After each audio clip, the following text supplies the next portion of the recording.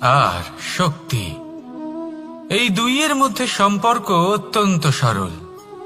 মানুষ ভক্তি করেন যাতে তিনি শক্তি লাভ করতে পারেন, আর শক্তি লাভ করার পরে ভক্তি ভাব ভুলে যান আর শক্তির প্রতি আসক্তিতে মত্ত হয়ে যান, আর সেখান থেকেই তার বিনাশ শুরু হয়। কেন? কারণ ভক্তির দ্বারা প্রাপ্ত শক্তি অন্য কারোর হিতের জন্য ব্যবহার করতে হয়, অন্য কারোর মঙ্গল করার জন্য ব্যবহার করতে হয়, কারোর বিনাশের জন্য নয়। এবার যদি আমি আপনাদের একটা উদাহরণ দিয়ে বোঝাই, তাহলে কোদাল দিয়ে আমরা মাটি কোপাতে পারি, একটা গর্ত খুঁড়তে পারি যাতে একটা নতুন বৃক্ষ জন্ম নিতে পারে, একটা বৃক্ষ যা অন্য জীবকে ফল প্রদান করবে, যাত্রীদের ছায়া প্রদান করবে। কিন্তু এই কোদালের ব্যবহার যদি আমরা অন্য কারোর ক্ষতি করার জন্য করি, তাহলে ক্ষতি শুধুমাত্র আমাদেরই হবে।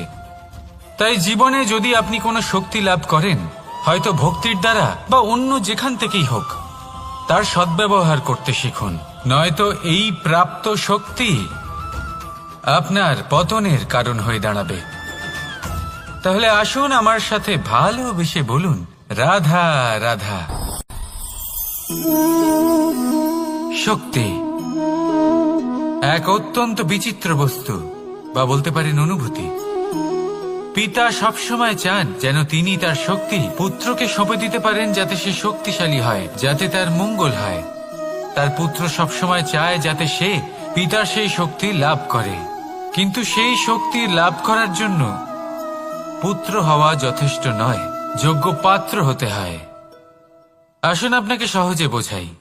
যদি আপনি সুপাত্র হন আর আপনাকে শক্তি দেওয়া হয়, তাহলে আপনি সেই শক্তির গুরুত্ব বুঝবেন, কোথায় সেই শক্তি প্রয়োগ করা উচিত সেটা বুঝবেন।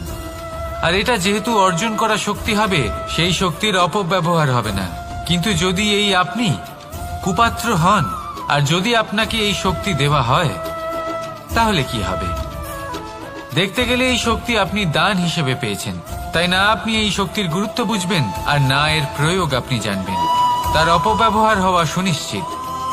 তাই যদি আপনি কোনো শক্তি অর্জন করতে চান, তাহলে আগে তার যোগ্য হয়ে উঠুন, পুত্র নয় পাত্র হয়ে উঠুন।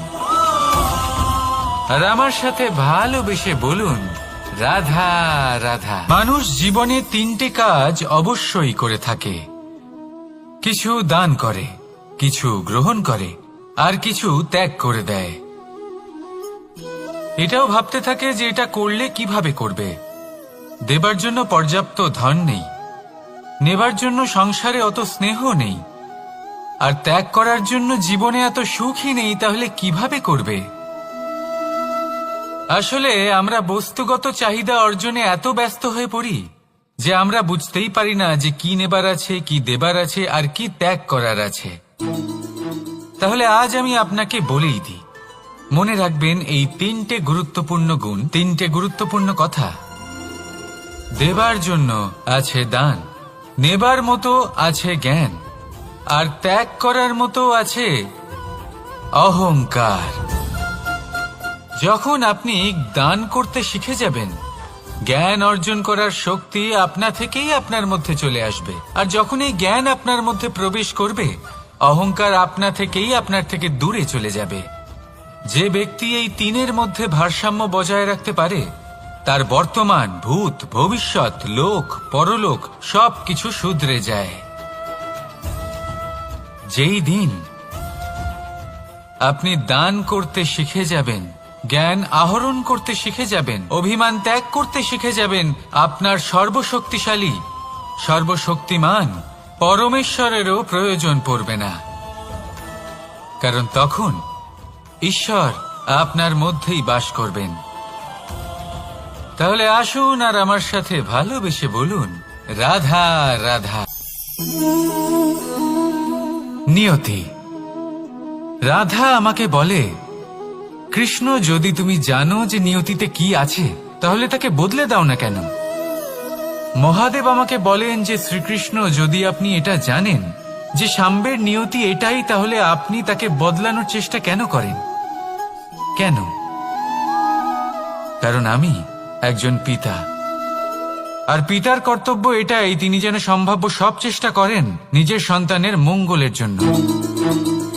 নিয়তি আমি জানি, কিন্তু এটাও আমি জানি যে কর্মের থেকে বড় আর কোনো নিয়তি হতে পারে না। অভিজ্ঞতাও রয়েছে যে কর্মের হাতে নিয়তির এই চক্র বদলে যেতে পারে।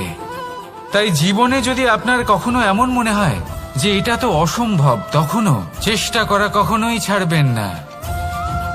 কে বলতে পারে আপনারই কর্মের কোনো এক বীজ হয়তো নিয়তির চাকায় আটকে গেল আর নিয়তিকে নিজের পথ পাল্টাতে হলো, ঠিক কিনা? সেই জন্য নিয়তিকে ভাগ্য মেনে নিয়ে চুপ করে বসে থাকবেন না। নিজের নিয়তি স্বয়ং নিজের কর্মের দ্বারা নির্ধারিত করুন, কারণ আপনার এই কর্মের ওপরেই আপনার অধিকার রয়েছে। আর এই অধিকারকে নিয়তি অনেক সময় সম্মানও করে। তাহলে আসুন আর আমার সাথে ভালোবেসে বলুন, রাধা রাধা। জীবনে অনেক সময় সমস্যা আমাদের চারদিক থেকে ঘিরে ফেলে। এই সমস্যা নানান ধরনের হতে পারে। আর্থিক সমস্যা হতে পারে, পারিবারিক সমস্যা হতে পারে, কোনো সম্পর্ক নিয়ে সমস্যা হতে পারে, কখনো কোনো দৈনিক সমস্যা হতে পারে, কখনো কোনো দ্বন্দ্ব হতে পারে, অনেক সমস্যা হতে পারে। কিন্তু যখনই কোনো সমস্যা আসে, আমাদের মনে তার জন্য একটা উত্তর অবশ্যই থেকে থাকে, যা আমাদের অন্তরে রয়েছে। একে আমরা বলি আত্মা। আত্মা হলো পরমাত্মারই রূপ, আর পরমাত্মা তা কখনোই কিছু অনুচিত চাইবে না, তাই তো? এই আত্মা খুব ভালো করে জানে যে কোনটা উচিত আর কোনটা অনুচিত। যদি আসল বিষয়ের কথা বলি, তাহলে আপনাকে নিজের মনকে বুঝতে হবে, কারণ আত্মা তো পরমাত্মা থেকেই আসে। কিন্তু এই মন মানুষ জন্ম থেকেই প্রাপ্ত করে, যার বিকাশ হয় এই সংসারকে দেখে। যেদিন আপনার এই মন আর আপনার এই আত্মা এই দুই এক হয়ে যাবে, আত্মসাৎ হয়ে যাবে, সেদিন আপনার জীবনে না কোনো সমস্যা থাকবে, না কোনো ঝঞ্ঝাট থাকবে, না কোনো সংকট থাকবে, কারণ আপনার কাছে সেই সমস্ত সমস্যার, সমস্ত বিপদের সমাধান থাকবে, আর তাও আপনারই অন্তরে। তাহলে আসুন আর আমার সাথে ভালোবেসে বলুন, রাধা রাধা। কথায় আছে, প্রত্যেক পুত্র তার পিতার প্রতিচ্ছবি হয়, আর সমস্ত প্রতিচ্ছবি চায় যেন সে তার অস্তিত্ব প্রাপ্ত করতে পারে। পুত্র চায় সে যেন তার পিতার মতো হয়, বা কখনো কখনো তার থেকেও শ্রেষ্ঠ হয়। সেটা কোনো অনুচিত ব্যাপার নয়। অনুচিত তখন হয় যখন পুত্র নিজের পিতার মতো হবার স্বপ্ন পূরণ করতে গিয়ে, বা তার থেকেও শ্রেষ্ঠ হবার স্বপ্ন পূরণে অনুচিত পথের আশ্রয় নেয়। কারণ তারপরে সে তার পিতার গুণগুলি আত্মসাৎ করতে চায় না। সে শুধুই এটা চায় যে সংসারের চোখে যেন আমি শ্রেষ্ঠ প্রমাণিত হই। এটা অনুচিত। সংসারে এমন অনেক মানুষ আছেন যারা এই কারণে শ্রেষ্ঠ হবার চেষ্টা করেন যাতে তার পরিবারের, তার পিতার সম্মান বৃদ্ধি পায়। এমনও মানুষ থাকেন, আর এটাই হলো পার্থক্য উদ্দেশ্যের। মনে রাখবেন, যদি আপনার উদ্দেশ্য শুভ হয় তাহলে পথও শুভ হবে, যদি আপনার উদ্দেশ্য অশুভ হয় তাহলে পথও অশুভ হবে। তাহলে নিজের পিতার মতো হবার চেষ্টা অবশ্যই করুন, তার থেকেও শ্রেষ্ঠ হওয়ার চেষ্টা অবশ্যই করুন, কিন্তু মনে রাখবেন আপনার সংকল্প আর আপনার উদ্দেশ্য এই দুই শুভ হওয়া উচিত। তাহলে আসুন আর আমার সাথে ভালোবেসে বলুন, রাধা রাধা। শক্তি। শক্তি অর্জন করা এতটা কঠিন নয় যতটা শক্তি লাভ করার পরে সেই শক্তি সামলানো কঠিন হয়। কারণ যেই মানুষ শক্তি লাভ করে তার মনে গর্ববোধ জন্মায়, জন্মায় অহংকার, জন্মায় জেদ। তাই শক্তি প্রাপ্ত করার সাথে বিনম্র থাকাও অত্যন্ত আবশ্যক। আর এটা আমাদের শেখা উচিত বৃক্ষের থেকে। বৃক্ষ যা আমাদের ফল দেয়, বৃক্ষ যা যত ফল দেয় ততটাই ঝুঁকে যায়। আমরা পাথর মারি ওই বৃক্ষের থেকে ফল প্রাপ্ত করার জন্য। সেই পাথরের মার সহ্য করেও বৃক্ষ আমাদের ফল দেয়। কোনো গর্ববোধ নেই, কোনো অহংকার বোধ নেই, আর সেই জন্য এই বৃক্ষের পুজো করা হয়। এটাই হলো মাহাত্ম্য শক্তির সাথে বিনম্রতার। যদি এই শক্তি সৃজন করে থাকে, সাহায্য করে থাকে, সম্বল হয়ে থাকে, তবেই সেই শক্তি উপযুক্ত, আর নয়তো সেই শক্তি